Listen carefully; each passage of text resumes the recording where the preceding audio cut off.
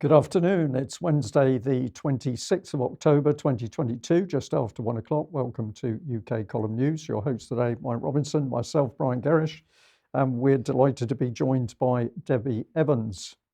We'll get straight on with our new Prime Minister, Rishi Sunak. And the question is, what is his agenda? Well, let's find out. I understand how difficult this moment is.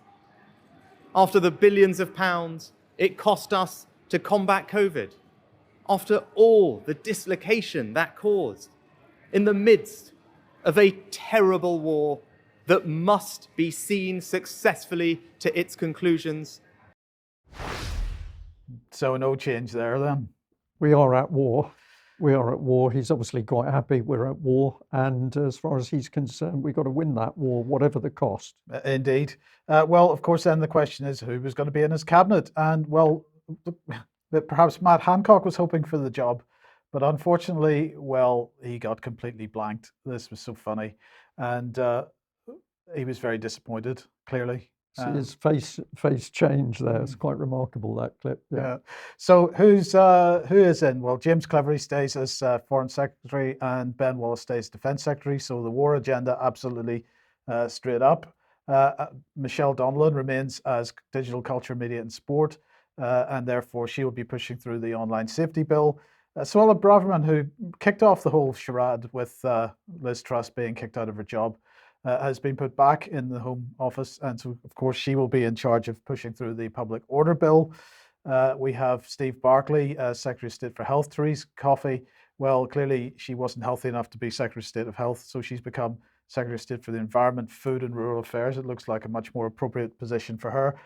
Michael Gove is back, and he's going to be levelling up Housing and Communities Minister and Minister for Intergovernmental Relations. I didn't know what that was, but apparently that's Westminster, Holyrood and Welsh Government and so on, relations between the various devolved governments. And Gillian Keegan, don't know very much about her at all, but she's going to be Secretary of State for Education. I'm sure that things will change in schools immediately. Or maybe not, but no. She should be the target, of course, for parents who are unhappy with the religious and sexual education syllabus, and we'll mention that a little bit later. And of course, Jeremy Hunt stays as Chancellor.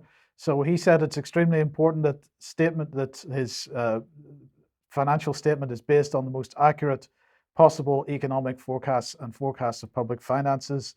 For that reason, the Prime Minister and I have decided that it is prudent, I'm not sure who said that in the past, prudent to make that statement on the 17th of November, because it was intended to be the 31st of October. 17th of November, when it will be upgraded to a full autumn statement. I've discussed this last night with the Governor of the Bank of England. So there we go. Does that mean it's also been discussed with the Bank of International Settlements? Because, of course, the public in UK does not have the right to know what is discussed between the Bank of England and the Bank for International Settlements. Indeed. So then, following the appointment of various people and the sacking of various people, Rishi made his traditional phone calls. And who was the first phone call, Brian? Can we guess? I think it will be our leader. Our leader. Yeah, Zed. Indeed. He phoned Zelensky straight away. I see this is the official photograph of him phoning Zelensky, and he has lots of notes there. He needs a script, perhaps? I'm sure he does, because, of course, he's only going to say to Zelensky what the deep state wants Rishi Sunak to say to him. But it's clear we're at war, and the priority is Ukraine. Billions per month going to go into Ukraine, more weapons. So no proper discussion in Westminster, and the British public have just got to accept it, because we're told that this is the situation. It's pretty amazing. And then he spoke to Biden, because that's what you do. That's the next person on the list. And he's smiling when he speaks to Biden. So perhaps Biden got his name right this time. Yeah, recognized him. Yes. But anyway, the agenda continues. And here we go. 17th of October, 2022. We've got Russia and Iran unite to spread terror. This is what the Ministry of Defense was pushing out today. So let's see what they're saying. Russia is destroying Ukrainian homes with combat drones supplied by Iran.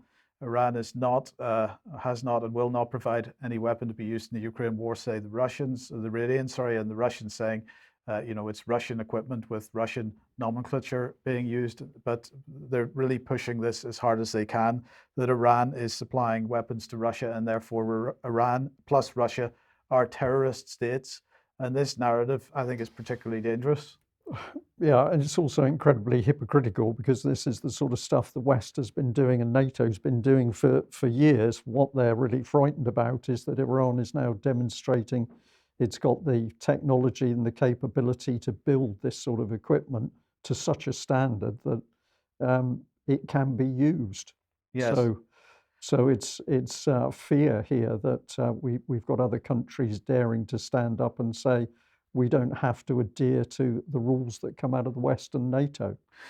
So on Monday, we were talking about the Russian allegations that the Ukraine was planning to use a dirty bomb, and Britain's absolute claims that that was not the case. Russia is doubling down on this, in fact, and here's Lieutenant General Igor Kirillov, and this is what he had to say. According to the official information, 2 organizations of Ukraine have been directly ordered to create the so-called dirty bomb. The works are at their concluding stage. Moreover, we have information about contacts between the Office of the President of Ukraine and representatives of the United Kingdom regarding the possible reception of technologies to create nuclear weapons. So this is now a direct allegation against the UK in particular. The Kiev regime plans to camouflage the explosion of this kind of ordnance under an extraordinary effective Russian low-power nuclear warhead that contains, this is a bad translation perhaps, but contains highly enriched uranium in its charge. The presence of radioactive isotopes in the air will be recorded by the sensors of the international monitoring system installed in Europe, with further accusation of the Russian Federation using tactical nuclear weapons. And he said that using the same methods employed in Khan Shaykhun, Syria in April 2017, as a pretext, the Americans launched that missile strike at the Sharat airbase. So he's highlighting the fact that this same methodology has been used by the West before, without waiting for an investigation to begin, and all the more a decision of the UN Security Council grossly violating international law. So to summarize, he says Ukraine has got a motive to use a dirty bomb, as well as scientific, technical, and production capabilities to create it. And he said that Ukraine expects dirty bomb provocation to intimidate the population, increase the flow of refugees, and accuse the Russian Federation of nuclear terrorism. I think that if those accusations are true, that's really something that the UK needs to address. Of course, Mike, but I don't think that the Russians are making this up. I'm pretty sure that they got to the point where they knew they had to speak out on it. Otherwise, they are going to be on the receiving end of this sort of subversion by the West. So they're calling it out up front, and this is going to put huge pressure on the US and the UK in particular to come clean. Yeah. But of course, we're not going to do that, because everything that we've done in this war to date is dirty and basically hidden in the shadows, whether it's the support of special forces, or it's the types of weapons going in, or it's the surveillance units that are recording all of the signals intelligence, which is of huge support for the Ukrainians. But most of it, we're denying that we're actually doing these things. Well, in the meantime, there seems to be a bit of a break politically going on. So in the United States, this letter has been sent to the president from 30 members of Congress.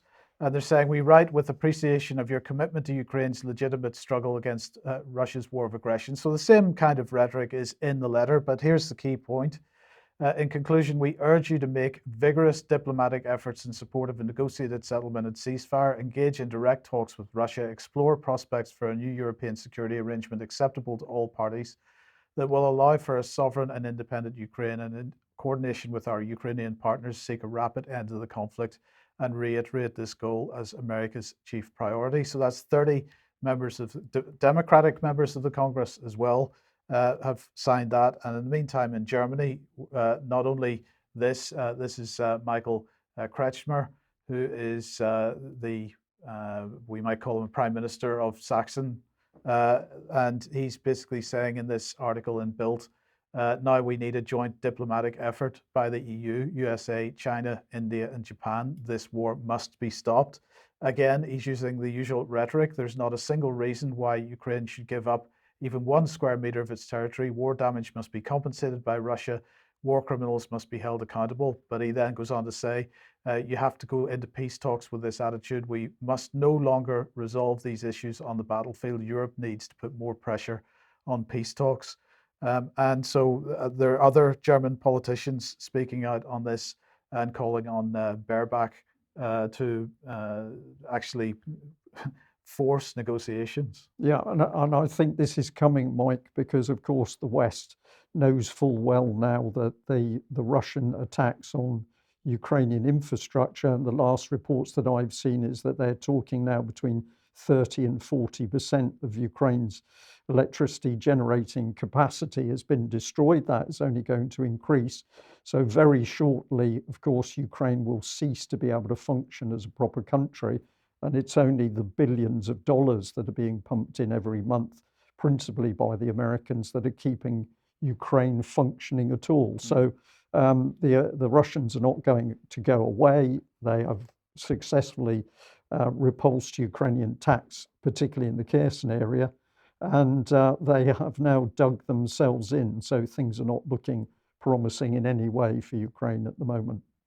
Okay, and then just to finish this segment off, we mentioned a couple of weeks ago gas reserves in the UK and the fact that Britain is reopening the Rough gas storage facility. And actually, we were highlighting the fact that there are many technical reasons why that is not quite what it seems.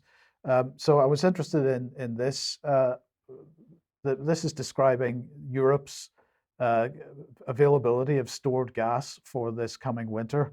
And if we look at the EU as a whole, we can see that it has 1,000 terawatt hours of gas in storage, but has a requirement of 3,776, an annual requirement of 3,776 terawatt hours of gas.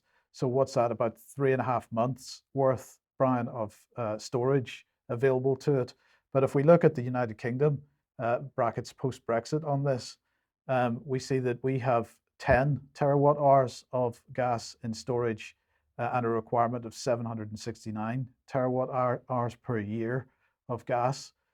So again, we find that the UK is in a position of, in the worst position on the planet, really, in terms of its ability to cope with any kind of market shocks or any kind of break in supply. And so maybe this is something that people should be engaging with their political representatives about. Yeah, and following the trail back to the beginning, of course, that all this mayhem was unleashed the moment the Ukrainian war was fomented and Russia backed into a corner. So it all comes back to the initial politics around Ukraine and the fact that a revolution was fomented there, followed up now by warfare on the ground. We're apparently at war, according to the Prime Minister and according to Ben Wallace in what he says. Now we're beginning to suffer as a result. But of course, the cracks are appearing in the European Union because countries are now saying our economies are being taken apart, Germany being the lead. Yes. Okay, let's move on. If you like what the UK Column does and you would like to support us, then please head over to community.ukcolumn.org. There are options to help us out there. You could pick something up at the UK Column shop, but please do share material you find on the various platforms. Okay, well, we just wanted to remind people that a group of mums have been doing really sterling work to try and protect children from what is essentially vile sexual grooming within the government's religious and sexual education syllabus. They are working very hard to bring the government to account on this, and that is being done through the courts. This requires money, and we think this is a particularly good cause because a relatively small number of these ladies are now having a very powerful effect. They're doing things properly. They are engaging legal help for their battle against the government's attack on the minds of young children, but they do need help funding this. So if you have a look at this fundraiser page, We will encourage our audience to at least contribute something, because standing up to be counted in this way deserves support. I'd also just like to thank the UK column audience for the very positive response we've had to the interview that I did with Sandy Adams on the subject of Agenda 2030. We've done parts 1 and part 2, but many people picked up on the fact that Sandy said she'd had great difficulty getting hold of a copy of the original Global Biodiversity Assessment. This was the 1,100-page document which really began to spell out the whole agenda. And many people have emailed us to say, well, it is available. There are several links, but I've chosen the one which is on screen. So if you freeze the screen, the web address will take you to a downloadable copy of that agenda. Well, it's the Global Biodiversity Assessment. But of course, this, Sandy Adams has been saying, is the base document for the rise of Agenda 2030. So a big thank you to all the UK column viewers. And if you want to read that document for yourself, there's the link on screen. Where does this take us? Debbie, so try